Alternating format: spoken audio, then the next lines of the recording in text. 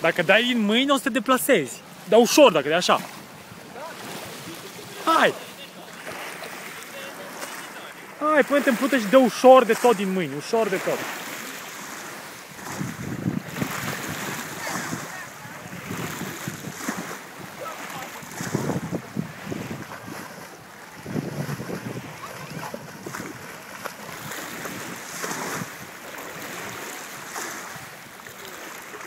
Am impresia că mă duc. Păi n-ai cum să te duci. N-ai cum, dacă te ridici fundul, te ajustezi în timp ce stai în plută.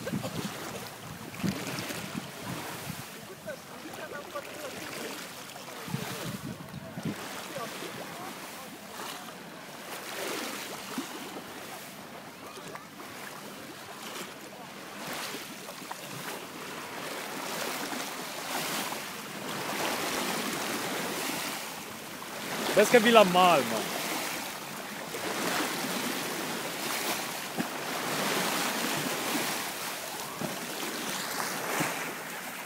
Du-te și tu mai încolo, vrei să faci plută aici lângă mine. Hai acolo, bagă, întoarce-te pe spate. Direct în plută, hai. Hai. Stai că e adânc. Nu e adâncă, deasupra nu e adâncă, hai. Acolo, să stai strict dacă nu mă duc la fund.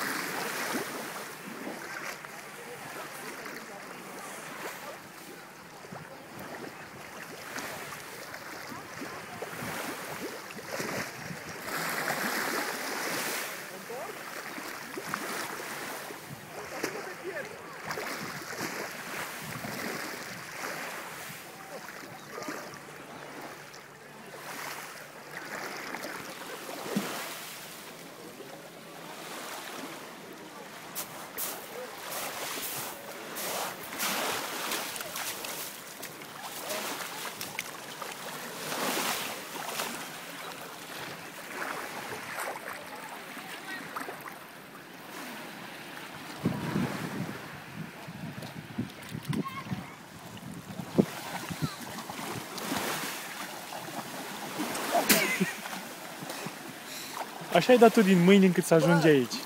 Cum îi? Super. Cum îi? Deci știi cum mi-auzeam în ureche era. Păi auzi valurile cum se bat de mal. Deci tu mai încolo și fă plută. Ce dacă faci plută aici la mal? Păi tu ai dat din mâini. De-aia trebuie să te uiți, să ai o direcție, ca să știi unde te deplasezi în funcție de direcția aia. De-aia trebuie să bagi bărbia în piept, înțelegi acum de ce? Din când în când mai deschizi ochii, te mai uiți și tu, te ajustezi. Mi-e frică că nu știu unde ajung. Unde poți să ajungi? Îți iei și tu direcția cu vaporul și te dai pe partea asta. Direcția cu vaporul mă dau pe partea asta. Hai! Hai! Au, să-mi bag M-ai pula, împins, ce Dani. vrei? Te-am împins la apă până la genunchi. Da, dar uite că... Paștele măsii. Nu te ajută la nimic unghiile alea.